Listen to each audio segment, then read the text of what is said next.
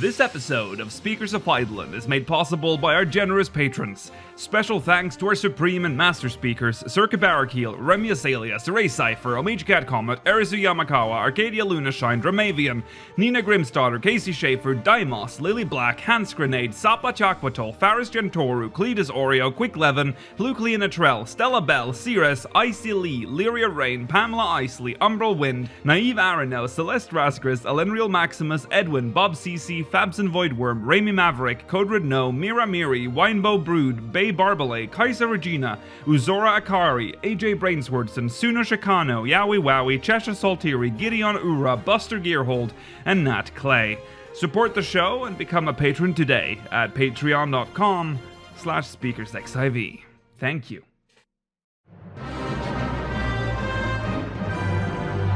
This is Speakers of Eidolon.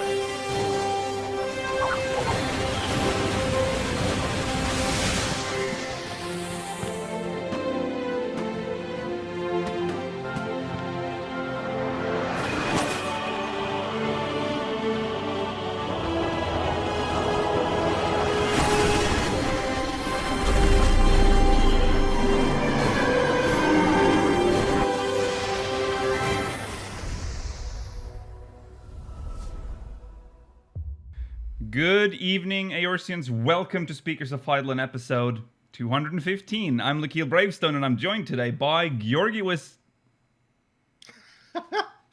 Ignore that. Ignore the man behind the curtain. Georgi Wiston and Rollo Des. This is episode 215. It's September 3rd. It's the week before a live letter. Okay. It's not yet, Rollo. Not yet. We're still a little off. Again, as it is with the week before something exciting happens. Not a very exciting week, but we do have some stuff for you. We have an interview by Destructoid with Yoshi-P, and there's some stuff that came out of TGS 2020 during the Yoshi-P and Yoko-Taro stream. That we'll go through today, and we'll be reading your MogMail, speakersxiv.com/MogMail to send in MogMail to the show. I promise we've almost caught up with the backlog now. So, yeah, cool. Stay tuned for the post-show. We'll be reading questions from the Syndicate. We have questions from the Syndicate, and we will read them in the post-show. So, stay tuned for that. Whew! What have you done this week in 14, Georgi? I capped Dark Knight, so that's fun. Dark Knight is cool. It's all tanks I think are pretty cool right now. Yeah. At least way more cool than they were back in The Realm Reborn. Mm-hmm. And I started playing Machinist, and I have to say, my ping is not good enough to play this class well, and 2, I'm not big brain enough to play this class well. I'm not looking forward to it. It makes sense. Yeah. It makes sense. It's just too much for me to think about all at once, Rollo. What is there to think about? You just get your gauges up, and then you have your wildfire windows, and you spam your fucking I don't remember the 2 skills. You know what I'm talking about. Yeah. You know? Yeah. There's 2 bars, Rollo. Yeah. Yeah. One bar you just use once it's 100 for the Rook or the Automata Queen. As soon as it's up, you just use it. It lines up with wildfire and shit. So all of this is alien to me. I have no idea what you're talking about. It lines up with wildfire, does it? It should if you're doing it right. I don't think I'm doing it right then. What level do you have it at? 71? Oh. What do you even get past 71 except for the Automata Queen? I can't remember. You get Air Anchor at 76. Okay. But that doesn't change the rotation at all. Not really, no. I mean, you use the fucking wrench thing whenever you have your drill up or your fucking air anchor, and then This sounds so awful. The wrench thing? You have to use your wrench thing when you Reassemble. have the drill up Reassemble. or the air anchor. Like, what is that sentence? Oh, you're talking about reassemble. Does that look Yeah. like a wrench to you? Yes, it's a wrench. It's a spanner that you're like using on your gun. Oh, yes, it is. I've seen that. Yeah. I can't remember what to be honest, I can't remember what reassemble looks like in my mind. You I just- just know that I press right now I know that I press it when I have drill up. Yeah, and then later on you'll press it when you have air anchor up too, or drill, Mhm. either or. I mean, they're the same potency. Yeah. Okay. What have you done, Rollo? That's worst time to take a sip right there when just when I handed it over. Very thirsty. I thought Georgi was gonna go on. Oh, I see. Yeah. What have you done, Rollo? I've been finishing up leveling my warrior. That's a good time. Why are skills so long? Why do they have such long descriptions? Why can't Nascent Flash just be you will get HP if you have this shit on? Why is it gotta be that long? I fucking hate it. Yeah, it is a bit much. Well, at least you can use it now without having to target someone else. Yeah, that's true. That is That's nice. true. But it's so frustrating. Like, okay, technical step on Dancer. Why is that like a fucking essay that you have to read to know the more steps you do, the more damage you do? It has to give you, if you get one step correct, you'll do this amount of damage. If you get 2 steps correct, you do this. It's so... I hate it. Yeah. There's got to be an easier way to write these things out. Anyway, Warrior's okay. It feels so wrong to spam overpower. It feels like I really shouldn't. Why? Because I haven't played Warrior in a long time. I'm just so used to being like, oh, don't spam overpower because then you'll eat all your TP. Yeah. Well, that's the same with any class. Yeah. It is, but I have vivid memories of Oh yeah. being a baby. Yeah. Playing 14. Okay. Like, oh, let me use my AoE skill. Overpower. Oh, I can't do anything. Yeah. I remember that. So it's very hard, and also I was very embarrassed because I literally have not played Warrior since Shadowbringers came out, basically. And I was like, okay, I'll grab some gear and I'll head into fucking Dawn Meg or whatever. Or, because it was your favorite dungeon. I love Dawn Meg. Don't you ever joke about that. But I was in there and I was like, so where's the rest of the AoE combo? Because I know everyone else gets an AoE combo, but where's Warriors? So I was just spamming overpower the rest of the dungeon. I thought you just get it later, but I didn't realize they give it to you at 40 now, so you have to fucking press your skill and put on your bar. So that was sorry to those few couple runs to the Warrior. You just saw spamming overpower. That was me. Well, I am still on my samurai journey. I'm almost done. I've noticed that I've got skills that I didn't know I have. Like they just kind of appeared. Like when you do the big charge one, and then now there's another skill that activates afterwards. Yeah, so you can do double Madares. Out of nowhere, seemingly. I was so shook when I saw it. I'm like, that's that skill in a different color. I can use it twice. So that was interesting. I'll probably be 80 by tomorrow, probably. And then Samurai fun. It's grown on me. I think it's better now. There's much more to do now in Samurai. Like I felt like there was you only had to do what I call the Samurai mudras. That was you wanted to charge those and use those, but now there's more stuff happening. It's better now. So now it's machinist for me as well soon. So not looking forward to that because remember. Your air anchors. Use reassemble on your Oh, air it's so anchor frightening when you say drill. that because I know nothing about this. He won't have air anchor yet. No. He'll have Use it on drill, the drill, and that's it. Yeah. Okay. The first I have to set up my bar because it's full of grayed out, slashed out There's not a lot skills. of- Yeah, there's a There's a lot of those. Yeah. Machinist, like, I can barely fill 2 hotbars, I feel like, playing Machinist. Okay. Well, that's what we've done in 14 this week. Big hype because wait, we haven't met. Well, it's kind of baked into recent events, so we'll get to it. Let's talk about recent events then, shall we?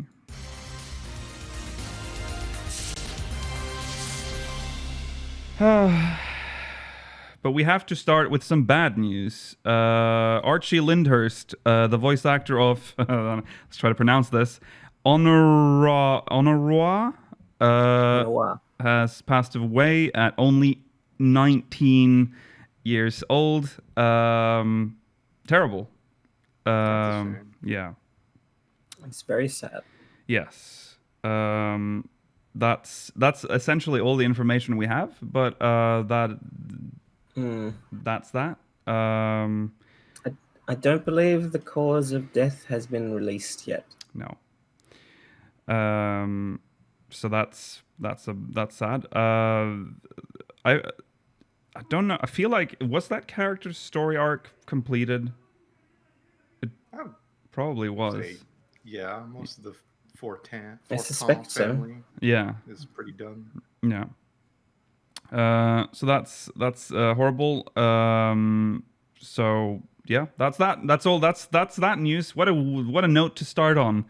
More information, I'm sure, will be released in the future about this. It's very recent, so I don't know. Maybe there'll be an official announcement. Who knows? From Square Enix. All right. Moving on. Tonberry. This will come as a surprise to no one. But Tonberry has just finished the Ishgardian restoration for patch 5.31. Congratulations to Tonberry. 5 points. Oh, yeah. Yeah. For some reason, I heard that as 3.1. I was like, what? That's a long time ago. Yeah. So how many phases were there? There are 31 steps to this current phase of the Ishgard restoration. And just so you know, most servers at right now are at 16, except for Balmung, which is like in the 20s. How do they do it? I don't understand. How does... I don't know. How does what, Rollo? How do you do that? How does someone find the time to craft that? How do a group of people so dedicated to crafting come together? Well, it is the most populous server on the JP data centers, and Japanese worlds in general are ahead of us considering their lower populations.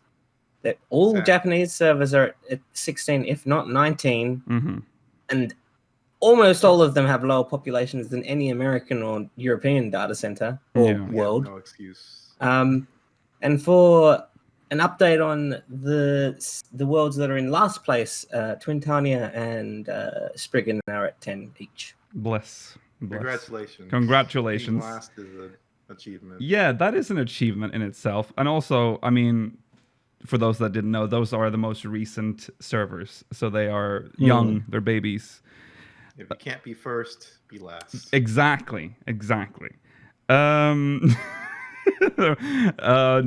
Next, 14 has been nominated for numerous Golden Joystick Awards. They have been nominated for Best Game Expansion, Best Gaming Community, and Still Playing. Which, that's, yeah. Kyo finds the term "still playing" to be insulting. It's not insulting, but it's like... This is like the Grandpa Award. They're like, yeah. What else is in the still playing category anyway? Minecraft? Minecraft, Apex Legends, Sea of Thieves.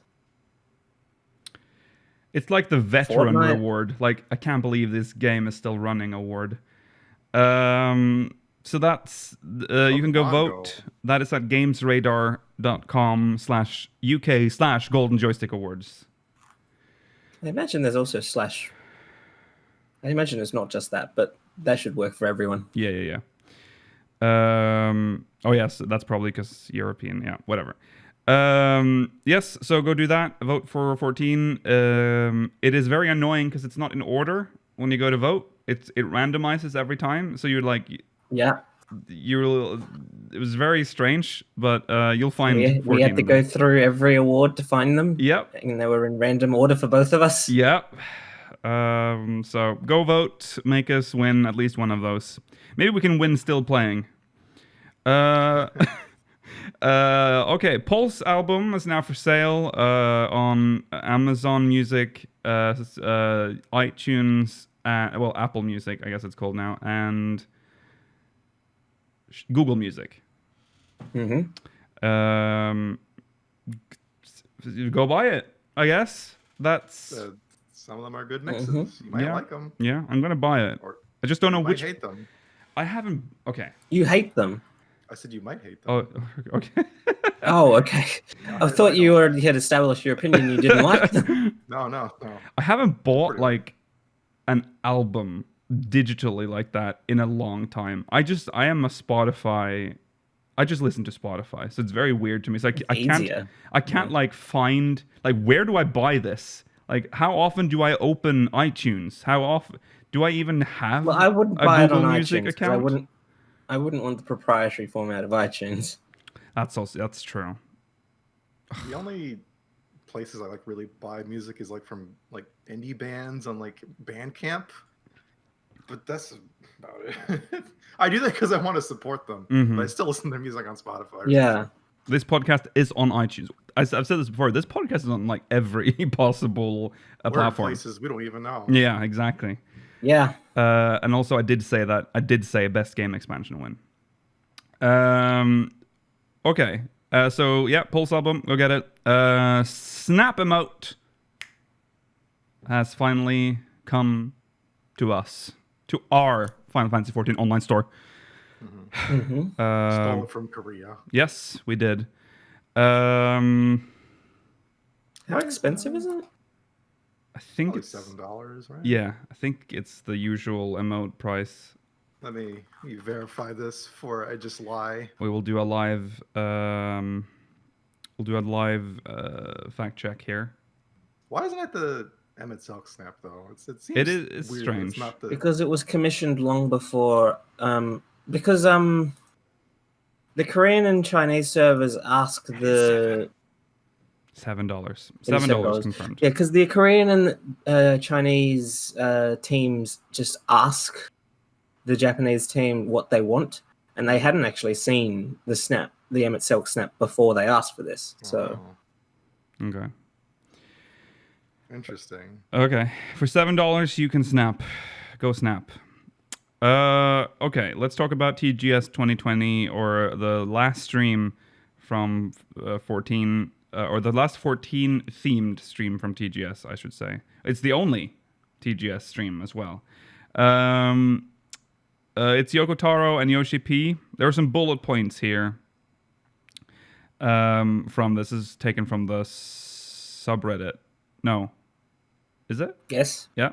Yes, it is. So we'll be reading some of the bullet points here. Who translated it? Let me. It was translated by Livia.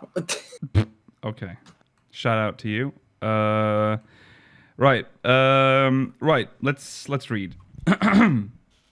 So it's essentially just sort of describing what they were doing and talking about during this stream. So they're doing the raid. They're doing Puppet's Bunker. Okay. Yoko-Taro in response to Yoshida explaining they're going to skip the cutscenes to avoid spoilers. Yoko-Taro says, "You mean there's people who want to watch this but don't want to be spoiled? That's kind of a pretty kinky thing to do." It's a pretty kinky thing to do. Okay. Yeah, sure. I'm pretty surprised. How many people are watching this who were watching this stream hadn't run the Puppet's Bunker before? Yeah, that is... yeah. Raid. Okay, so in the raid, Yoko-Taro explains that it didn't give specifics about designing the raid, and it was the 14 team that brought Nier assets and faithfully recreated it, while even expanding on it. Saito is also there, says that Flight Unit will be released as a plastic model figure that can transform. It took them 3 years to get to production. That's very long. So they didn't start trying to produce it until 2017? I don't know. When did Nier Automata come out, by the way? I feel as if it's longer ago than that, but... Okay, so it's only 2016. Okay. We need to live fact check. 2017. 2017. Yeah. 2017. Okay, so it's been in development since the game was released. Okay. Yeah. I'm surprised it's not older. I feel like... Oh, well. I know. The 14 took care in presenting the flight unit's acceleration, speediness. With that in mind, Yoshida jokingly groans about players expecting it as a mount at some point. Well, definitely won't be speedy if we get it as a mount. No. Gimmick difficulty is designed by the 14 team. Yoko-Taro didn't specify much about it. The difficulty during test play was significantly more difficult. Floor tanking common. That's normally the case with content. They tune it very high and then they tune it down based on how people perform. Yeah. So that's how they make extremes and then make normals. Yeah. They make extremes first. Yes, that's true. So 81-3P operating Aegis unit. That's the boss they're on right now. Is that the butt plug or is that the other one? Yes. That's the butt plug, okay. Yoko-Taro explains why there is no background music for Boss 1 and in 5.1 stems from wanting to do something different than the staple. Yoshida chimes in that BGM is part of staging, so this is an actual design choice. He also says he specified the exact intervals between each background music. That's interesting. Yeah. I'm surprised that Yoko-Taro was in charge of designing the music interludes in the Puppet's Bunker. Yeah. Supposedly Boss 1 is one of the tougher bosses throughout the raids. That's Foxclon commenting. I want to know how they determine that. Is it based on how many wipes or how many deaths they see in it? Because they'd have those stats. Yeah. I feel like it's probably one of the easier bosses to me. It is. I agree.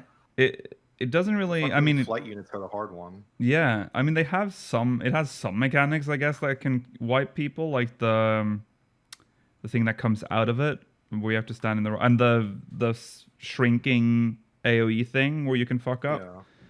I think that's like probably the bad. Yeah, I think the giant cones that move around are the most dangerous part. I don't even. Oh yes, yes. That's the one where it seems like they're shrinking, but it's because the AOEs are so massive that when they move, it looks like the tiny gaps are where. Yeah. Where they've appeared. As a red mage falls off exactly when they were talking about it, Yoshida says, "Sorry, red mages, for making you do displacement on such a small stage." That is a very small stage. Isn't that why is the one that lets you stay in place called Redoublement? No, Redoublement is. It's something else. It's I can't remember, but it's not that. No, it's been too Isn't long. that why they designed that skill? Yeah, so that people wouldn't displace off arenas. Yeah. But that doesn't do as much damage. Exactly. It doesn't do as much damage, but you know what? If there's not enough space, you're not doing any damage if you fall off. You can do it. It's fine. Yeah. Yoko-Taro explains that he gets comments about how difficult the raid is, but reinstates that he has nothing to do with the balance, and it's all on the 14 team. So lesson on teasing him. So please, stop blaming Yoko-Taro for the difficulty of the raid. Also, it's not that difficult. The raid, I feel like, was overall quite well balanced, but okay. He goes on to say that when he test played it himself, he said to the team, "Are you insane?" And they said, around this difficulty is just right. Yoko goes on, "I kept on looking at the floor. Oh, how beautiful the floor is. I was satisfied." Yoshida goes on that they played the much harder test version. And the team adjusted the difficulty, seeing Yoko-Taro and Saito on the floor. Yoshida later commented that if they had a breeze, they would have shipped it out as is, or even made it more difficult. I wish they were able to clear the harder one. That would have been funny on launch day. Yeah. They spent about 4 hours at the second boss during test play. They included 14 players. What? 4 hours? Yeah. I mean, that's playtesting. You gotta. Yeah. That's true. They included 14 players within the company outside of the production team to also test the raid with. Yoko comments that he died a lot as he couldn't get used to the unconventional memorize to evade portion of the game. He respects the players for continuing to play despite being slammed down into a messed up hellhole and make them do something about it. It made me think that it was a type of social experiment. Yoshida replies, well, they start to get used to it over time. Yoko-Taro replies, what kind of human are you trying to birth?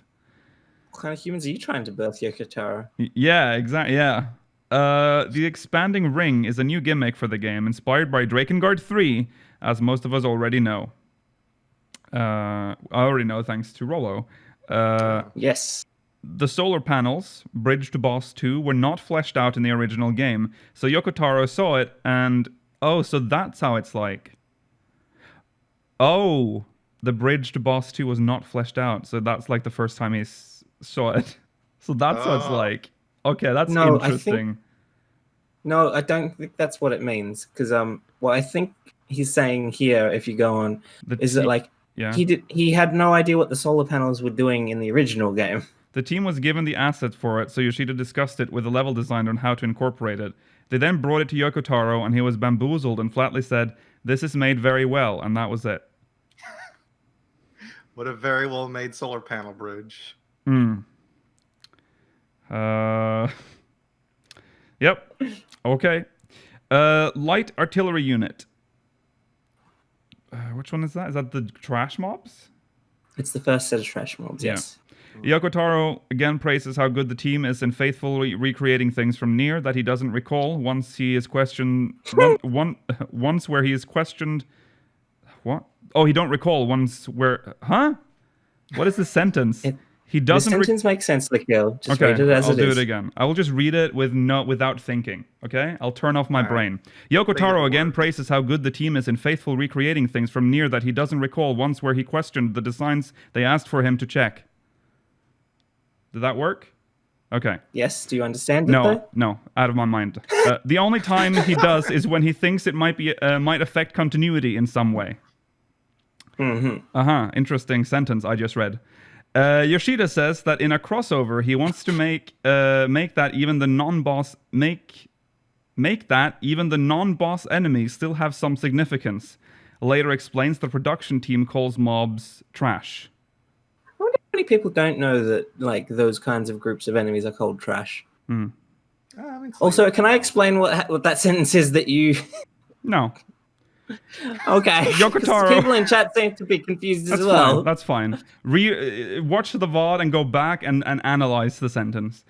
Yoko-Taro comments that the light artillery units do not appear in Automata, but was impressed on how it follows the overall style of the game so much that if they had made it before Automata, he would have put them into the game. Hey, maybe they'll be in the next Nier game. Nier 2. Nier 2. What? No, this is already a Nier 2 and it's called Automata. No. No, it's not. Nier 2 Automata 2. That's horrible. Beautiful. Yeah. What are we making? Fucking Too Fast, Too Furious? On to the superior flight units. They keep referring. Yeah, they keep referring to someone called Morble, which is FoxClon. They're referring to him by his forum name. I needed to kill to clarify for me who that is. FoxClon talks about it because. Okay. FoxClon, I'll just say Morble. Morble talks about it because this is 3 parties split, but on the same stage. Accidents occur.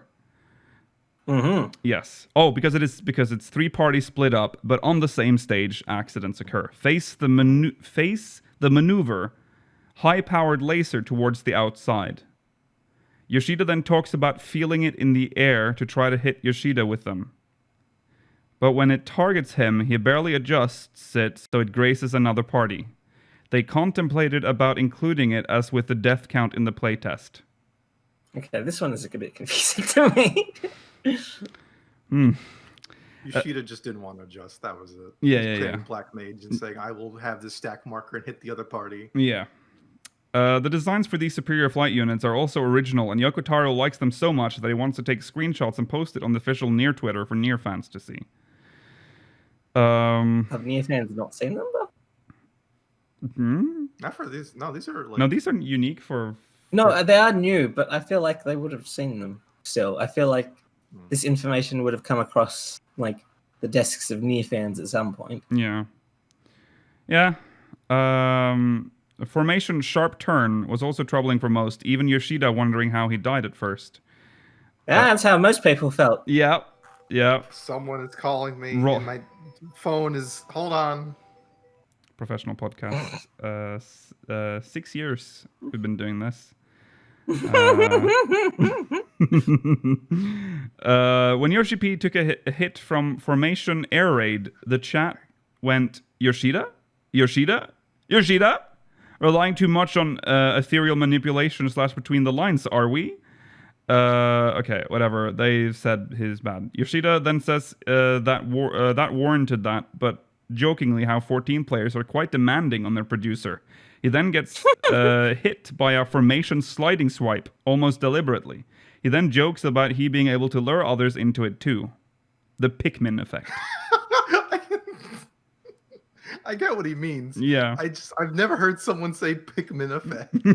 So apparently Pikmin effect is quite a common thing to say in Japan. Thing. Yeah, I know. Yeah, it's a Japanese gaming expression. It's similarly, I guess, to how Westerners would talk about lemmings. Yeah. But it is in reference to Pikmin, right? Yeah. Yeah, it is in reference. It is in reference to Pikmin. Yeah. Okay. It's just a different way of expressing what we would refer to it's as just lemmings. mindlessly following someone because you're.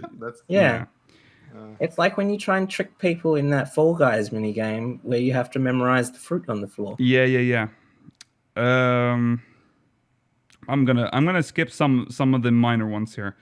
Yoko-Taro says it took them 4 hours to clear it. They also asked him to check the background while he played, and he said that there's no way he could have because the only thing he looked at was the UI.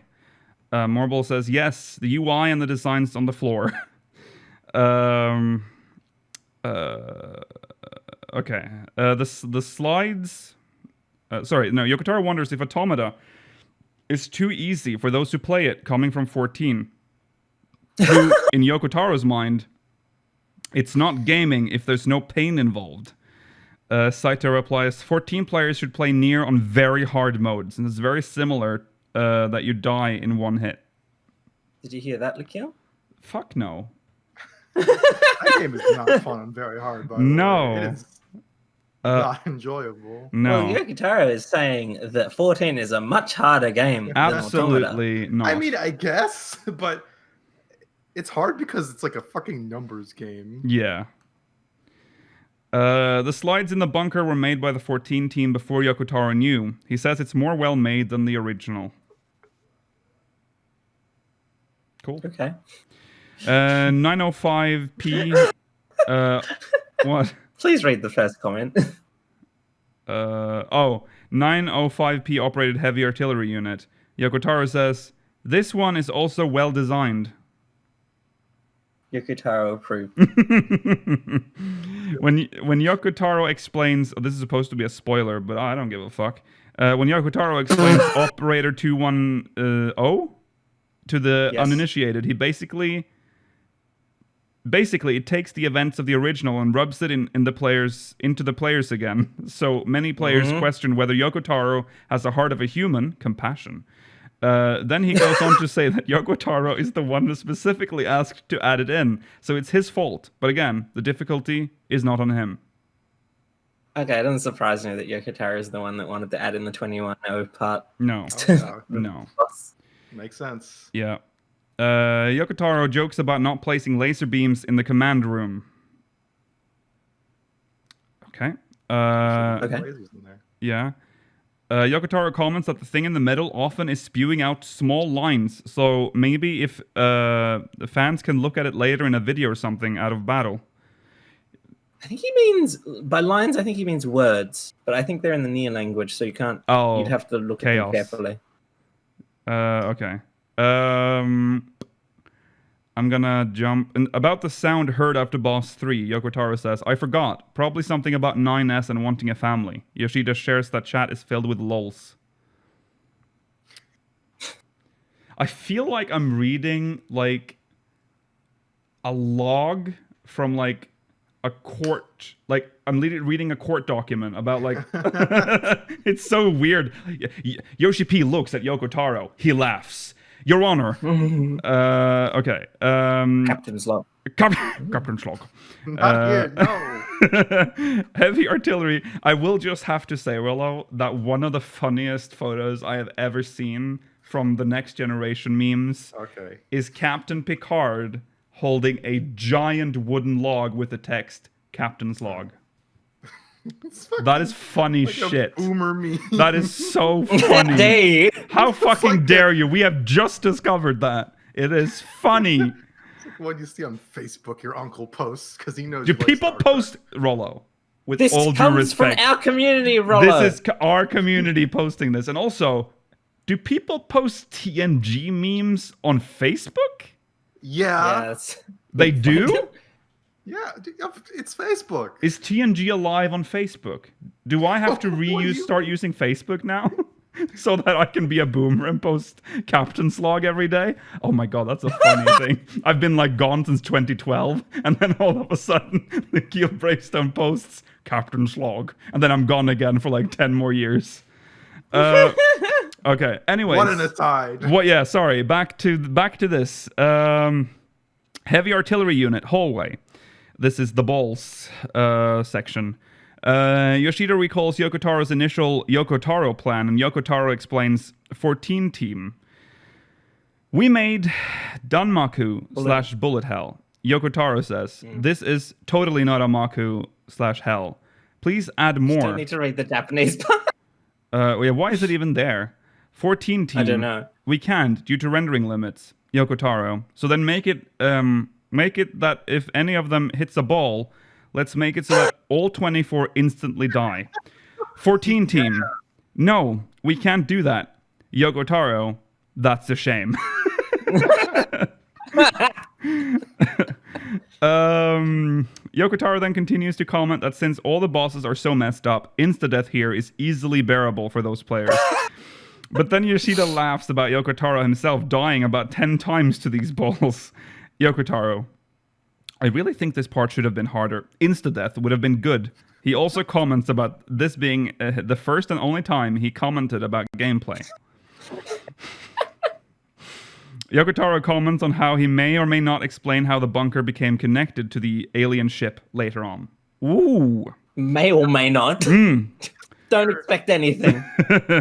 The compound. Yoko-Taro explains that the cocoon-like pods that can be seen from the bridge leading to the final area is full of dead aliens. In Automata, you can see inside the cocoon pods, but because of the design being questionable, lewd from an old setting he had, and it made it to the game, so they had to black it out as a last resort to censor it. Okay, that explains why we can't see them, I guess. Yoshida himself wonders how the team was able to create the cutscene before the boss. According to him, there is a hard limit on number of character models that can be displayed at once, so the team really worked their magic to make it happen. Commenting about the last bit being set to hidden as an example. I assume they get around that by just... I assume that's why people get pushed away before all the compounds start fusing together. So that there's less of a chance that player models are on screen at the same time as all of these horrible gooey things. Yeah. One of the players placed the markers of 2 and B at the purple line next to each other. Why did you read that one? I realized the moment I started reading it. I have started something that I don't need to read, but too late. Yoko-Taro says that this is to contrast the character in Automata that had a similar staging, just this time with the Yorha units.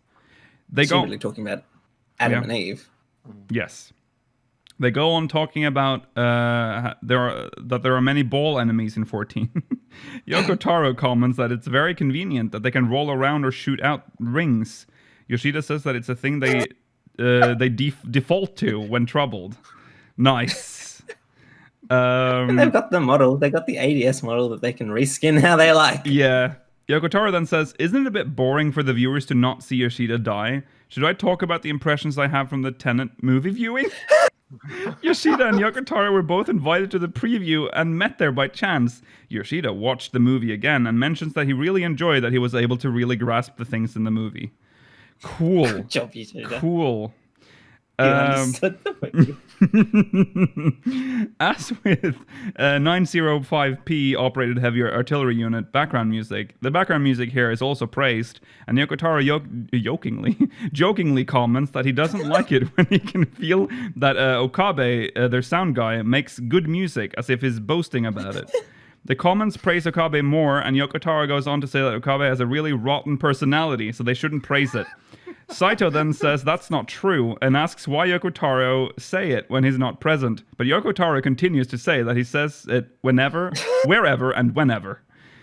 Hey, Rollo, can you understand? Can you explain this meme of why Yoko-Taro is so mean to the sound design man from Nier Automata? I don't know. Don't ask me. Okay. Well, you're a chance at having a window into whatever this is. He seems like such a nice, jolly man. Yoko-Taro comments that the last boss became this because he made accordingly to the 14. You can do it. Yoko-Taro comments that the last boss became this because he made according to the 14 team telling him it's Alliance Raid tradition, and that's what the players want. I didn't turn off my brain, unfortunately, but I did at the last part. Yoshida chimes in that it looks better when the enemy is big, and when so many players swarm around one humanoid, it's like bullying. Chat goes, rip Rithalin, I can never say their name. Ritaten, sorry. Who's that? That Cape Westwind man? It's Cape Westwind, yeah. There you go. So that's the man. Okay. He's very popular in JP for reasons I don't know. That's the translator who says that. He is a meme. I mean, you could argue he's popular here as well. Cape Westwind, at least. That they don't like making character-sized models because it looks like bullying. Yeah. Yoko-Taro was surprised when he said he wanted to include an enemy that coalesces. It was greenlit with no problem, and so he wonders about the limits in world setting 14 has. Yoshida explains that anything aside from very core elements, so long as it adds to the game, is possible. Yoko-Taro questions the Yokai Watch collab, if there's a lore reason for that. Yoshida says it exists because he is good friends with Hino. Yoshida explains it was a more producer move, as he intended it for the parents of Yokai Watch kids who play 14 to be able to use that as a segue to talk about each other's games and show interest. He also says the designs cost them quite a bit from both companies, as they really wanted to make it original. Cost them quite a bit from both companies. It was expensive to make the models, I guess. Okay. Glad our sub money went to that. All of the names of moves in 14 are considered canon. Yoko-Taro explains that it was taken from stock that their team prepared for collabs in order to avoid conflict/overlaps with other games and to keep in line with the Automata world. I like that. The next raid is in the works. No cutscenes yet? Yoko-Taro comments that he's going to get scolded again. Yoko-Taro was adamant about how one of the cutscenes played out, so the 14 team really worked on making it within their limits. Yoko-Taro laughs about how it's not the highlight about the production. Yoshida thought that some staff would say, isn't it too cruel? But they seemed to be more interested in a different part, so it wasn't an issue. Saito then jokes about, yes, it's an ending where these characters that everyone worked on so hard are going to disappear. I really do feel bad about it. The that they worked on for how many thousand hours are going to disappear, Yoko-Taro, along with the memories too, Yoshida. Meanwhile, rumors about data centers being blown to smithereens, which is a reference to Yoko-Taro's comment. Is Yoko-Taro saying that he would like to wipe our minds? Yes. After we play Higgs games? Probably. You will forget everything. And then a couple of extra points. They are impressed with the 2 housings, especially Yoshida. I'm sure you can enjoy it without understanding the language, so go watch. Yeah, go watch. That's just they explore Yoshida's house. Yeah. Yoko-Taro comments on how well the fat cat is designed, on how the appeal of cute characters / mascots depend on their proportional balance, so it's very good. Yoko-Taro and Saito talk about buying one. Are they talking about buying one in-game, or are they talking about buying the $220 plush? I don't know. Probably the big one. The stream ends with Yoko-Taro saying that his heart hurts on how much backlash there may be, so he wants to say sorry ahead of time. What a ride. Something's gonna happen. What a ride. I have never been so more confused about stuff that I've read than today. This has been the most confusing reading of anything. So, a lot of it is Yoko-Taro. But, yeah. Funny little man. He's just very good at, like, he's just trying to build up hype for the next raid. That's why he said that. Like, sorry ahead of time, there's going to be a backlash. The thing is, people expect it from Yoko-Taro. Yeah. You're gonna expect me to do the thing that makes you sad, huh? Yeah. Yeah. Right. Before we move into the main story, maybe talk about what we're planning to do for the live letter. Oh yeah, live letter. Also, this didn't specify we know the date for patch 5.35. That's on October 13th. The live letter is on next Friday, which would be the I'll say 7th. But it's not. I think that's a bit too soon. It's the 9th. 9th. Close. It's pretty close. But it's on the 9th. We'll cover that. So catch that. I don't know what the time is, but we'll cover that. It's a miserable time for Americans. Yes. Yeah, it's dinner time for me, lunchtime for Europe, and early morning for America. Good vague time descriptions there. It's 1 Hey, p.m. that gives you an idea of when to be awake. I don't have... like 7 a.m. Eastern, I guess. I think Central European time is 1 p.m. So it's about noon British time, I think. Oh, okay. God, now we have to check. God damn it. It's on... let's see here. It's 12, so noon BST, 1 p.m. Central European, which means 7 a.m. Eastern. 7 a.m. Eastern. There you go. You West Coasters figure it out. West Coasters would be like 4 a.m. Pacific. Yeah. Exactly. Okay. There's only 3 hour difference between East and West Coast, Rollo. Surely you can figure that out. I'm not going to use my brain cell power to do that. They can do it. Okay. Right. That's that. We'll see you on that on Friday. Also, as a reminder, the channel is now in Spooktober mode, which means we've basically cleared all of our regular streams. They are all going to be spooky streams now. We played Phasmophobia yesterday, which was quite fun. We're bad ghost hunters, though. Pretty bad, yeah. Another game that's on the list, I think, is Visage or Visage, depending on where you are in the world. And I don't think I should say the others because we haven't really. Well, Unfortunate Spaceman. Oh yeah, there's Unfortunate Spaceman. Yes. We were. Some more of that. Yeah, So. Oh, weren't you going to mention the? Oh, we're thinking about expanding Sunday Funday to because so far after a Sunday Funday, the community tends to gather in the Discord and play like Among Us. So we were thinking of having that be like an official thing now. So we'll make like I guess we'll have to make like a channel, like a chat channel or something for that as well. And then so that Sunday Fun Day can continue on the Discord when we are done with our stream, so that everyone can play together for a fun day. There are Among Us channels in there already. They haven't really been set up. I feel like they need a chat channel though, so that you can coordinate with people, you know. So yeah. Yeah. Rather than just jump in and hope there's people there. Yeah. So you can actually organize times. Yes. Be nice to each other in there. Also, I'm gonna hit you up. We will. Jesus. I was thinking maybe having them be like have the channel be a Sunday Fun Day channel, and then have it like lock. Oh no, another channel that I have to remember. I think I can set Dark Lakeel to do it though. You can. I think you should just put like a limit for every channel for the amount of players, and that's it. And then That's true. That's all true. you have to do. Yeah.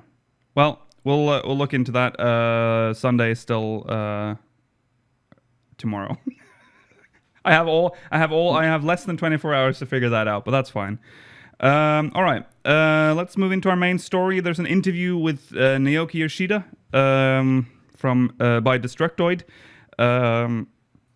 talking about project management, small but big surprises, and planning years in advance. And be warned, there's going to be more of that. How is it like working from home? Questioning in this interview as well.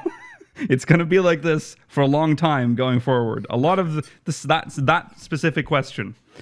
Would you rather this or so what was it like bringing 14 back from the brink? This I feel like this is the new that. So yeah, I guess I prefer this over that. It's fresher. Years ago, well, there is a slight reference to it already, to that old question in the beginning of this interview. Years ago, Naoki Yoshi-P Yoshida quietly changed the perception of Final Fantasy XIV. I was there at E3 when 14 debuted. I saw the grimacing faces of press and players alike and witnessed the rocky launch. I was also there when it was quite literally reborn and experienced the drastic upgrade myself. Why did I commit to reading it like this? Yes? Yeah, I also said that so that you didn't have to continue using that Thank voice. you. Question. Did people grimace at the initial trailer? I think he means the rocky launch. And they were grimacing at that. Well, not the trailer. I'm assuming he's talking about when they showed the trailer, because the trailer was like, everyone was like, because they just revealed 13. And everyone was like, what? Yeah. I don't think they were grimacing? That's a weird... The reaction was more just, huh? Okay. That's how I feel like the reaction to the reveal of 14 was. I was, years later, I would come to learn that Yoshi-P's light touch, alongside his team, was responsible for the revival, and it seems like Square Enix noticed him too, as he's one of the developers heading up Final Fantasy XVI. As a producer? Yes. But before we shift some of our focus to 16, I sat down with Yoshi-P to talk 14, which still has plenty of life left in it. Destructoid. How do you possibly manage to stuff all of the content you do in each major patch? It's not just PvE content, but nearly every facet of the game is upgraded with quality of life changes. Yoshida says, we are able to achieve this volume of content in each patch due to a few key elements. The ongoing efforts of each of the development team members, our management team expertly keeping everything on schedule and under control, and the continued support of our infrastructure team. However, I feel the most important factor is our planning of all content implementation, even years in advance. Patch 5.3 already had a completed implementation plan even before development of Shadowbringers was complete. As producer and director of the title, I begin the planning by creating an initial draft, and then share it with our team leads who will discuss within their teams and iron out the details. In this way, we avoid just having my recommendation be the final say, but I'll take feedback and suggestions from each division on content they'd like to make improvements or adjustments to. And after deciding on the overall direction, we would add the specifics into the content implemented plan. We can't create a lot of the proposed content within a single patch cycle, roughly 3.5 months, and most need at least 2 patch cycles worth of time and resources to complete. You could say that the development team is always living half a year into the future. Can they tell us is it good in 2021? Larger projects such as streamlining of the storyline and adding flying to a Realm Reborn areas can take anywhere from 9 to even 12 months, where our staff find time in between working on core patch content to get them done. Some other examples include the world visit system, cross-world party finder, and the Boston Southern Front coming in patch 5.35. That's side content? I mean, I guess it is side content, but that's... Yeah. But do they define it as something they work on the side? I would assume that was one of the major things they work on. Yeah, but it is... I don't know how they... Like, what is main content? Is it just anything that's related to the MSQ? That's not... Yeah. Okay, anything related to the MSQ and the Alliance raid. And the normal and Alliance raids. Okay. Yeah. That makes sense. That's the meat. Yeah. That's weird though, considering how big like Eureka was. Like that must have... Yeah. The impact of COVID-19, here we go, pushed the release date of patch 5.3 by about 2 months, but the reason why the content volume did not decrease was mainly due to the long-term planning and detailed management. In 5.3, I couldn't believe that Resurrection Immunity got a new timer. I've been waiting for that since 2.0. This is such a small thing to the team, I'm sure, but little upgrades like this can be huge for the player base. What led to this inclusion, and why wasn't it in sooner? Spaghetti. The Transcendence buff wasn't the only change made with this patch, as we also made adjustments to content that we flagged all the way back in A Realm Reborn as aspects we wanted to adjust, including giving display priority to your dots on the enemy's health bar. We set the goal more than a year ago in our plans for patch 5.3 to greatly expand the free trial and to target new players. With this in mind, we made adjustments to help with server stress and load, and also made very detailed yet drastic changes to the server's back-end processing. All of these various changes were the fruits of that labor, so I believe we'll continue to have these small but big surprises in the future. Destructoid asks, how important are the 24-person Alliance raids at this point in the game's life cycle? They're one of my favorite parts of the game, but does the team still enjoy working on them, and does the player base engage in them regularly? Yoshi-P says, our original goal and plan for Alliance raids when we were launching A Realm Reborn was for the content to not only be large in scale, but also a higher difficulty than what we see in-game. I think it would have netted out somewhere below the Blinding Coil of Bahamut in terms of difficulty, but far harder than we currently have. Unfortunately... That would be cool. Yes. Unfortunately, when we determined that the release of the Alliance raid would not make it in time for A Realm Reborn's launch, we had no choice but to change up the plan of our difficulty hierarchy for our content. We thought players would feel suffocated if we just had high difficulty content, so Alliance raids were positioned as a more casual type of content, even if there were some wipes along the way. This turned out to be well received, and we are also very satisfied with the current difficulty level. We plan to continue including this as one of our main forms of content. There you go, main content.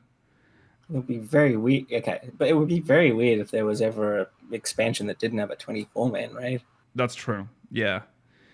It is sad, kind of, that we missed like the chance to try at least a very high difficulty Alliance raid. That would be cool, but I don't want to coordinate with 24 people. I see. Yeah, I can see that. They probably made the right call. It's hard enough doing 8. Yeah, that's true. I still like the idea of it being as challenging as Mark was on launch, because remember, back when Mark launched, there was a chance that you weren't going to clear it before lockout. Was it really that bad? I don't remember. At least on day one. Okay. Yeah. I've never seen anything as bad as Mark since then, sadly. No.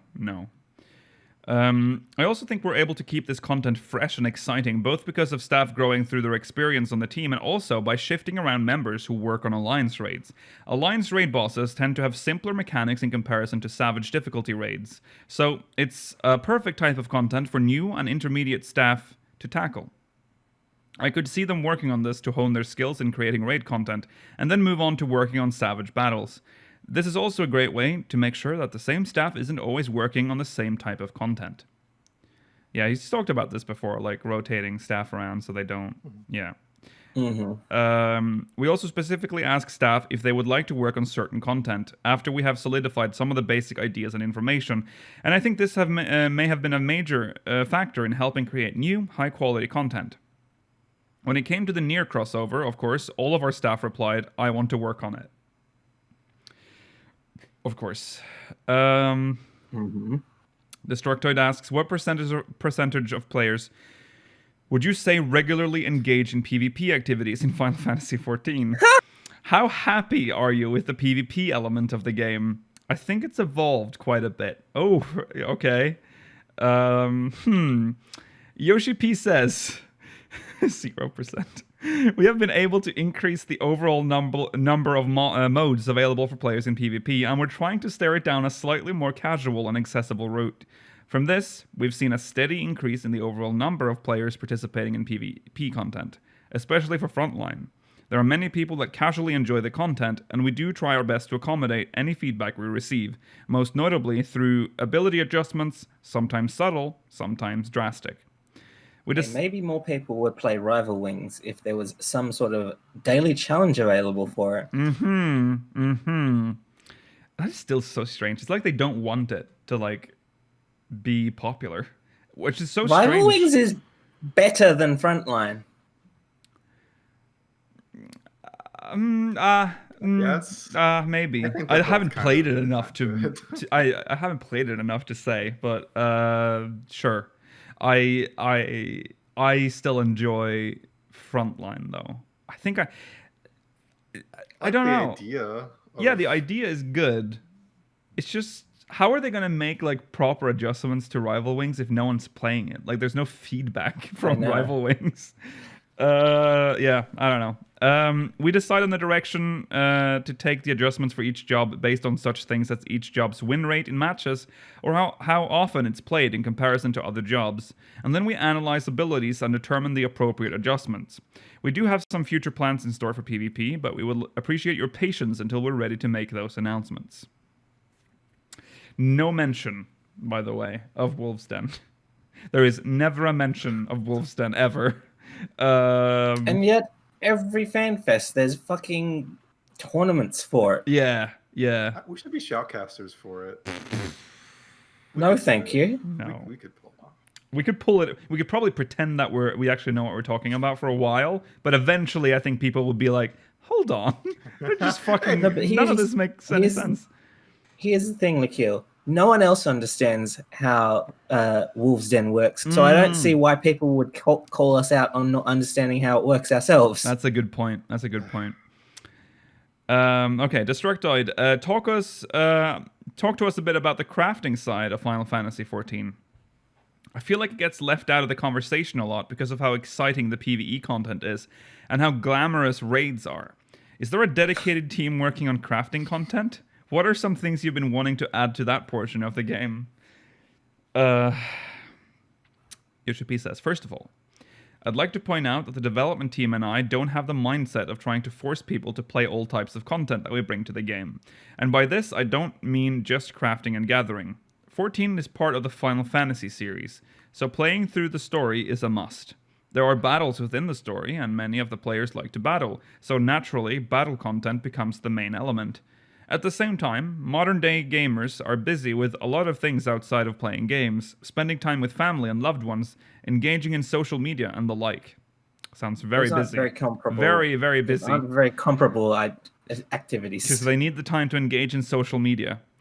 I need a tweet. Our mindset is to have the players pick and choose what they want to play within their schedule, so we never feel like it's being left out. We indeed have a dedicated game design team called the Non-Combat Team, who not only specialize in crafting and gathering content, but they also take care of housing. That team is made up of around 6 or 7 game designers, as well as a dedicated programming team, who all work alongside the UI team to create those gameplay elements that enrich the player experience in Eorzea. We have future plans in store for content from these teams, so stay tuned. We're planning to make announcements at one of our Letter from the Producer live streams down the line. So next week. This week's? Yeah, probably. He didn't really answer... Did he answer the question? Or was this a Yoshi-P answer again? He just... it wasn't really... Okay, no, he did. He didn't answer. Asked if there was a dedicated team. But he didn't want to talk about than I thought, specifics. At least there's a dedicated programming team, because as you heard, I was quite worried when they only said 6 or 7 game designers. Yeah. Do you see Destructoid asked, do you see yourself changing anything about how the current endgame PvE system works? The currency system, as well as the weekly lockouts, still work for many players, but over time, I can see it getting stale. Do you feel like it's working as intended? I remember we talked about this like a very long time ago, about like how if 14's ever gonna change its like end game system, because we've had this, because we've had the same system now all the game's life. This you do the tomes every week. How dare you? They raised the weekly tome cap from 300 to 450. I forgot. I'm so sorry. Oh, yeah, that is a big change. Okay, Yoshi-P answered, I don't think that all systems we have are going to be perfect for players who want to enjoy the game in the moment. However, Final Fantasy XIV has always been designed as an MMORPG that is considerate of the modern-day work-life balance, which tries to lessen the gap between players that have been playing since the beginning and those who have joined in later. Additionally, we want to ensure a friendly experience for any players who are coming back after a break from the game. At least as long as I'm in charge of this title, I don't think this policy would change. Everyday life in reality is ever-changing, and people's lifestyles change as well. If I feel a need to make adjustments to accommodate any major changes in the real world, then I'm sure we'd look to make changes to this or any other system at any moment. You don't really have to do a lot to cap these days. No, they've made capping much easier than it used to be. Yeah. I believe you used to have to do 7 expert roulettes to cap, but now you only need to do 5. That's true, yeah. Also, chat's bringing up a point that while we may complain about how our endgame has been the treadmill for since the launch of the game, it's better. I can't speak to this personally, so I'm just taking what chat's saying is it's better than what seems to be going on in WoW, where the endgame has been changing with every expansion. Well, yes, but I will commend them for trying. I mean, 14, even though they are wasting resources on it when it fails, but tome weekly lockouts is it's the most basic concept of an MMO. I'm just glad that we don't. Oh, sorry, go on. Yeah, but I want to say that if it isn't broken, then I don't see any need to fix it. I don't really mind, but yeah. What are you saying? I'm just glad we don't have to grind out the same item for god rolls like you have to do in some other games. Yes. Where you have to I got the just chest piece with the right eye level, but it doesn't have the right substats, so it's fucking garbage. Yeah. So time to keep I need to get the one that has crit hit, not fucking spell speed. Yeah. Yeah. That, I would fucking hate that. An endless treadmill you can't see the end of. Mm-hmm. Yeah, that's what people didn't like about Hyros? Yes. With the with the relic not controlling the stats. Not controlling the relic stats. Yeah. Oh, God, I completely forgotten that. Yeah. Good lord. And I was unsure because I never did Pyros. Yeah. No, that was horrible. And you had to it took so long to get the stuff you needed, and then just see it just waste away because you just got shit stats. Good lord. And that's so terrible. Oh yeah, emergency mission as well. The diadem with diadem 2.0, where you could potentially get a weapon that's the best in slot in the entire game, or something with like fire resistance +3 back when we had that. I feel like that came out when it didn't fucking matter though. Like it did. The expansion was coming out like soon. Yeah. You could get this random best in slot item or Yeah. just get it as you would normally. Yeah. I Yeah, still that's remember true, being but a wasn't- little salty because it came just at the end of the relic. Like the relic had just gotten its last step, and they're like, "Here's this new content. You may or may not get a much better weapon here." Yeah. Yeah, I'm okay with the end game. It's a little Stale. That's about, because we've had the same end game system but I don't know how to improve it, so I don't even know what to do.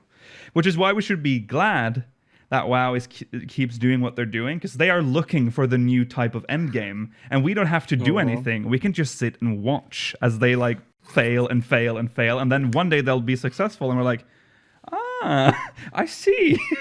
Maybe we're changing the end game, everyone. But yeah. Turnaround's fair play. That's true. All right. Let's see. Next, do you feel comfortable, Destructoid asks, with your content cadence at this point? With even number patches bringing in big raid content and odd number patches serving as catch-ups of sorts, would you ever mix this strategy up? Yoshi-P says, I think this could go either way, and we could either make drastic changes or continue with the current cadence. I do feel like it's a bit difficult to talk about this, because in doing so, there's a possibility that it could limit our options down the line. Our current content implementation cycle is a very powerful tool for the development team in that we are used to it and comfortable working with it. It's easy for us to make predictions on which areas of development could cause issues, and we can utilize our past experiences to easily make revisions to our forecast. Additionally, since it's easy to create these plans for us now, there are major benefits, such as being able to keep our content volume in keep our content volume in updates as large as it is. However, having the same cycle repeat itself will bring about both predictability and boredom to the players. Stability creates a sense of security, but there is a very fine line between that and boredom, and I'm constantly having an internal debate on this.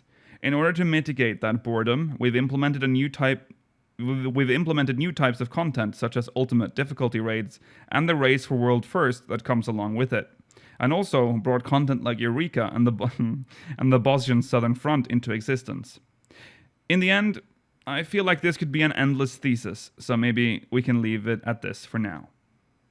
That's another interesting thing that we've talked about before, is the content cycle, how predictable it is. Well, it's predictable, but then there's like, we lose stuff. That's like the biggest shake-up often, is that we're like, we're not doing that anymore. Hard mode dungeons. Yeah. I miss hard mode dungeons. I do too. Yeah. And at first I'm like, I don't care. It's just the same dungeon, like with one new area in it. Maybe they've flipped the map around or whatever. But then that was kind of fun to do as well. It was fun seeing the dungeon in like a different way than you're used to. Like going back to God, what's the one with the this law dungeon? What's it called? Fractal Continuum. Yeah, Fractal Hard. Yeah. It's fucking dope. Yeah. In there and getting the Beast Tribe quest in there as well. Like you can't do that anymore. No. And I was fine with them being like, okay, we can't have that many expert dungeons. Yeah. Per patch, whatever. But having no hard modes at all is like, yeah, that kind of sucks. Sadly, yeah. Go on. You go first, Akil. Oh, that's no. If it's related to what we just talked about, just go on. Oh, sadly, as long as they aren't able to like procedurally generate how trusts work, it looks like we'll only be getting one dungeon heading forward each patch. Yeah. How would you guys feel about if they just swap the orders of things, like for expansions, where like when the expansion comes out, there's no 8-man raids on release that comes with the 5.1 patch, but let's say you get the 24-man and then you get the relic. Starting with the relic is a good idea. I think I relics. mean, just getting the relic at launch of an expansion would be great. I remember when we got it in 0.05 or 0.1s. Yeah. Because waiting till like what is it, 5.3 to get the relic is like, man. Yeah. Well, I could have been doing some shit. Yeah. What happened to ocean fishing? I did it recently. It's still there. Well, what? It's still there. Why isn't it updated? I don't think we were questioning them taking it out. No. I'm talking about like updates to it. Oh, updates. Okay, I thought you were asking if people were. That's still a good doing question. Yeah. Well, I know can't a lot of imagine- people aren't anymore. Although those docks are very barren right now. No, I went in there, like the last 5 times I went in there. The ship was full or like nearly full. But it's Full. But you're on. But isn't it cross server? Like Yes. data center, yeah. Yeah. Were there people at the docks on your No, server? there wasn't. Exactly. I mean, there might have been I think that's still enough to get people in yeah. a ship. Is the important part. Yeah. See, the thing is, when I've done Roller with my cutscene skipping friend, there's only been about 3 or 4 people on the boat, and we had to wait the whole 15 minutes before it set off. I went there just for fun, just like a couple of weeks ago. I was alone. That was never had that that's happen. sad. It was wild. I've never been alone. That's The worst I've had is like a 5-man party, and that was one time. Yeah. Well, I wonder I when we still get an want the update. mount. Yeah. I'm kind of surprised they haven't added another route because I can't imagine it's very difficult. No. Come on, non-combat team of 7 people and a programmer. Yeah. Get on. They said a team of programmers. It's not They a said singular team. programmer Yeah. to implement all the ideas of these 7 people. Yeah. I would like to see like I mean we do get stuff. Like we get ocean fishing, Bozja. Although Put you some can't scripts in there as a reward, maybe. I don't know. you can't really bring Bozja into this anymore because now that's part of the cycle. Like it's Eureka type content now that we expect to get. Unreal, I guess. Which is fun. Unreal is good. I will defend Unreal. The fuck are you saying? I mean, That's a lie. not- I don't think it's I bad. like that it. You like You doing keep saying- Shiva Extreme, is what you're saying. Yes, I like doing it updated for our current skills. I mean, I don't think it's bad that it exists. I just don't like Shiva. I know. I never hate the liked- fight. I never liked doing Shiva. I hate at all. Shiva. It's so fucking basic, boring. It's just she hurts. Shit hurts. I would have been happier with Titan first, honestly. That I'd be like. I eager agree. enough to do. Yeah. But also the rewards are shit. That too. It is not worth my time as the only reason I would do it is for the sake of doing it like once or twice. Yeah. There's one good reward. It's not the mount, but I can't remember what the one that I actually wanted was. The fox, the Emmerich fox. Oh yeah, the fox is a good reward. I wasn't even thinking about that one. The other one I was thinking about was some sort of clothing item. I agree. So the thing about Unreal is that it's so disappointing. It's such a good idea, but the fact that you only get like essentially a lottery ticket when you're done for the chance of maybe winning something good is not a good incentive. Also, they've picked a horrible boss. Yeah, I think like Shiva isn't the best boss to start with. Also, just adding, so from what I understand, next boss, whoever that is, will replace Shiva. That's absurd. I agree with that. That is weird to make it a time game thing. But if you think about it, it doesn't matter, does it? Because the rewards aren't tied to the boss. No. Because you're getting the fucking lottery ticket regardless of who you're fighting. They should have had a better incentive, in my opinion. That lottery ticket isn't really giving me any motivation to do it at all. What if they put the snap emote behind that? Also, you can only get one per week? No, you can get up to 2. Wow. How generous. We get 2 per week. No, let me clarify. You can only get 2 if you win a second chance to redo the trial from the first ticket. So you can, okay. That You part's get absurd. one. You get 'Cause imagine one it- per week. Imagine doing it with your friends and being like, "Hey, we all got our ticket. What'd you guys get? Oh, I got the mount. I got some useless shit. I got the fox. I'd be shocked I got if a that many chance to people do- got the I mount. got a chance to do it again. Yeah, that's so good. And like, okay, what do you do with your friends? So you guys want to do Shiva Unreal for me again? Oh my god. It's so fucked.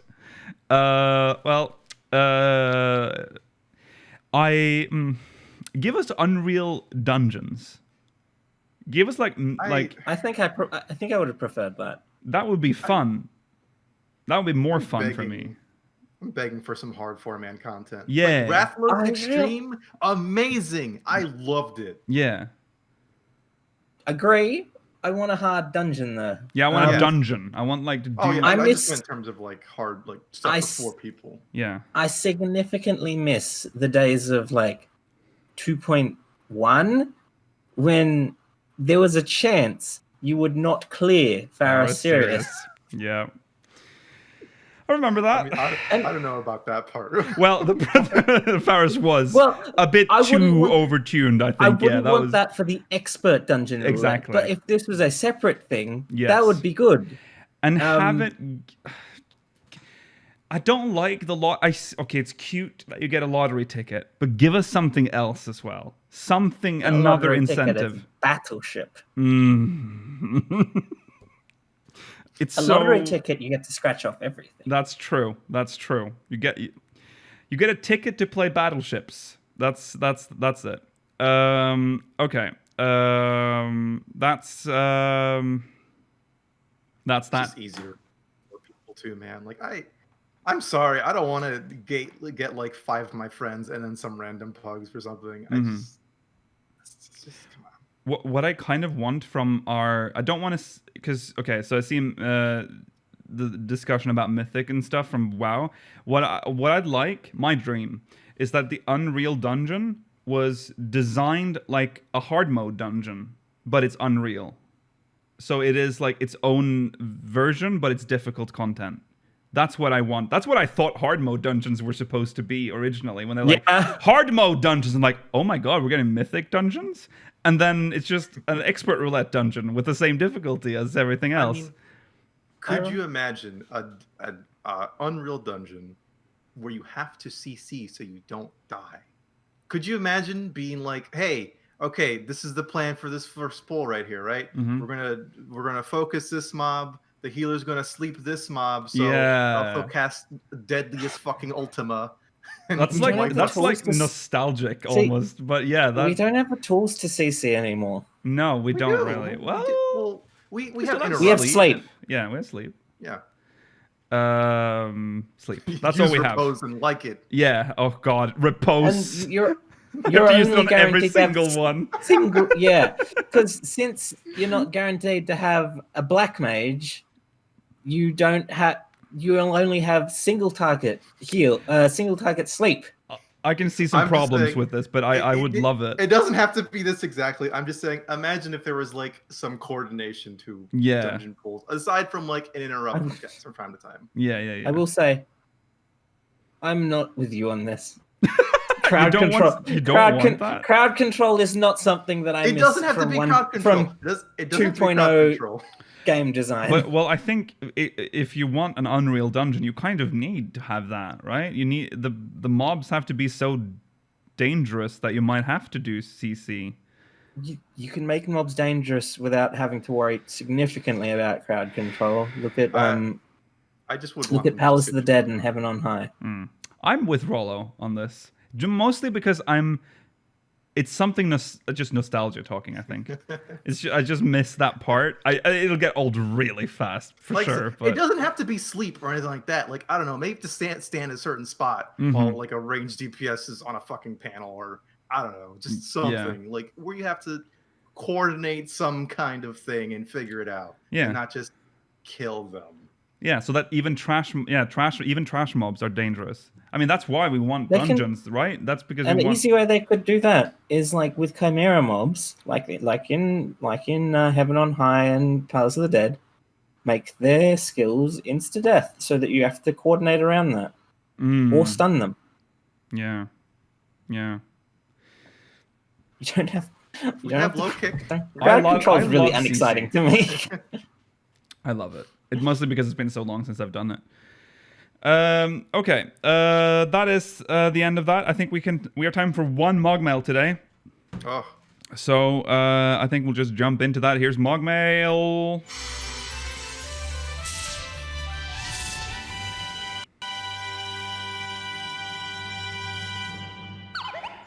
This one's from Athlea Nystorm from Behemoth.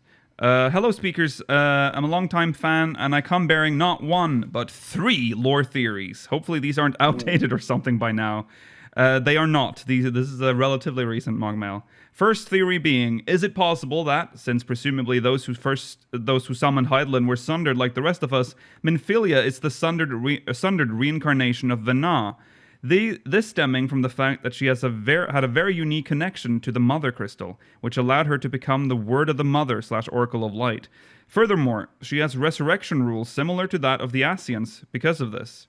And also the fact that Reen's E8 transformation is very indicative of her link to Hydaelyn, and it may not just be that she was Hydaelyn's chosen. Interesting. The second theory I have is that Azem, upon siding with neither the Hydaelyn or Zodiac group, may have decided to investigate the sound that heralded the destruction of their old world instead. Perhaps one day we'll rediscover or remember what they found, if anything. If perhaps they were able to confront the thing that was the origin of the sound, only for the sundering to occur before they were able to solve it or triumph over it. Which brings me to my third theory. Could it be that Xenos and the sound are linked? Oh, please, no. Xenos is referred to multiple times as a beast, and even the Ascians are befuddled by him. Dialogue between him and Elidibus suggests that there is something extremely peculiar about Xenos. This also keeps in mind his visions of the end of days as well. There's also something to be said in regards to the similarity in name between the sound / the echo / the resonant.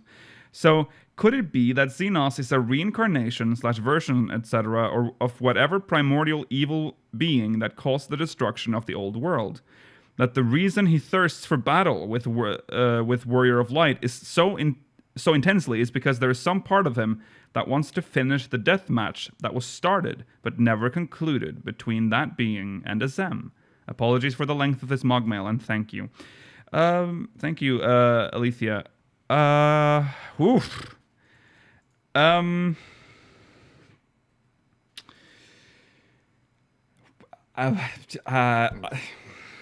gotta Where do you read wanna some of start, it because we Nikhil? gotta answer it. Yeah, let's start with let's go for the first theory. Is it possible that Minfilia is the sundered reincarnation of Vana? Possibly. I think we'll find out more about that, and maybe the Eden raids when we kind of find out what exactly the fuck's going on with an Oral Darkness and Oracle Light. Maybe. Yeah. I don't think the Eden range will be related to Vana. Not exactly. I just mean we'll know more about what it means to be. Yeah. I agree with that. And maybe it is The raid something really nasty the about raid it. story might tie more into the MSQ going forward though. So there might, I don't know if Vana, and Vana is probably, they're probably not going to touch on that part of the story maybe, but well, yeah. Well, it depends on if this theory is true. If Minfilia is the reincarnation of Vana,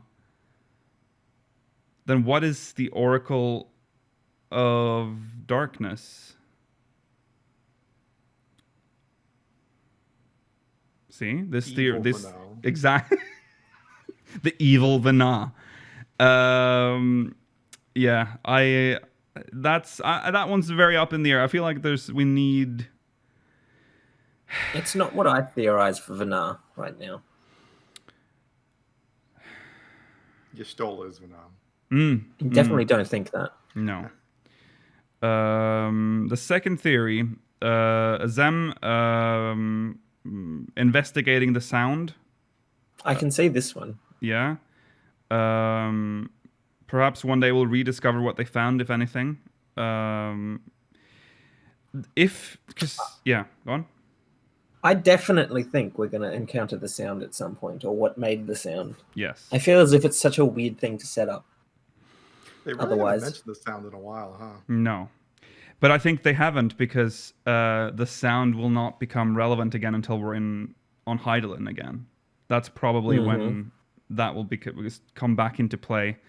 They love doing that. They love mentioning shit, like just putting it out there so it is lore, and then we'll like slowly forget about it, and then they bring it back in when you least expect it. But we always expect, of course. Always vigilant, always watching. Just look at Shadowbringers. They brought back both Graha and the Warriors of Darkness. Yep. The last theory.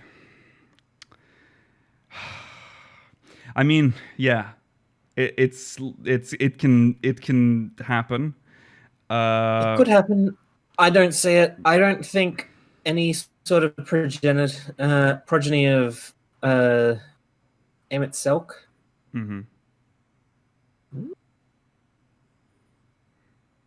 Please kill this theory. I'm begging you. I am begging you. I don't think that any progeny of Emmett Selk would have resulted in something related to the sound. I don't think Emmett Selk would have allowed that. That's true.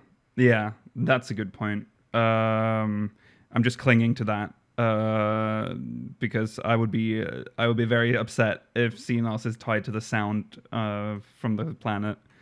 Xenos is just tied to. Sorry, Rollo? It makes it sound like this, like whatever makes the sound is like some kind of like Lovecraftian. Yeah. It's always sounded like that. Yeah. It's like it's beyond Hydaelyn. It's like just a sound. Well, it existed before them. Yeah. Yeah. No. I don't want Cena. I just wish he was dead. I just wish he wasn't here. Or don't worry. Yeah. He'll just become the hard. Sorry, Rollo? I was going to say, it's like court. You can't be tried twice for the same crime. He didn't get tried for anything. He killed himself. Yeah, that's true. So you can't kill himself again for the same reason. Him killing himself is very bizarre in retrospect. It is. Yeah. I mean, he was just like, fuck it. Bye. In a way, it felt like they had to me when I first saw it, I thought, okay, they just didn't know what to do with his character after the end of the story. They were like, okay, well, he's too powerful to be imprisoned.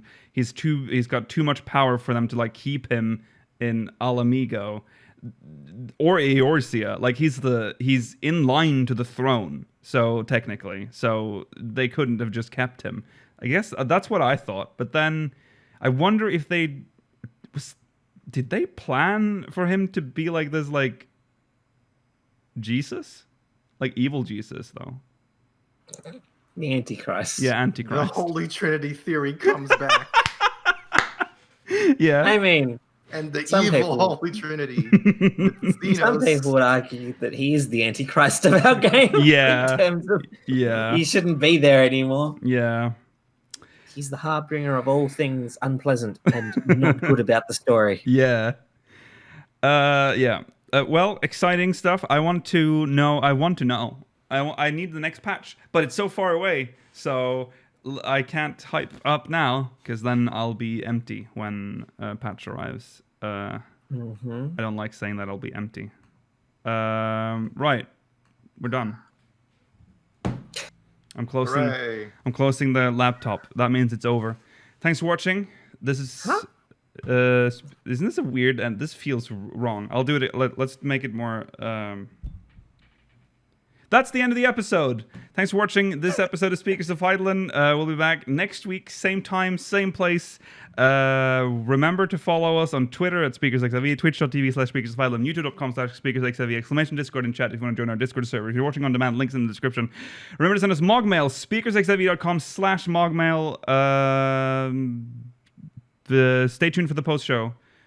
We'll be reading questions from the Syndicate. Mog Mail next week, by the way. Probably not. We won't read Mog Mail next week. That's true, because it's a lot of information from Live Letter. All right. See you tomorrow. Or if you're watching live, this is my new dance. If you're watching live, post show. Bye.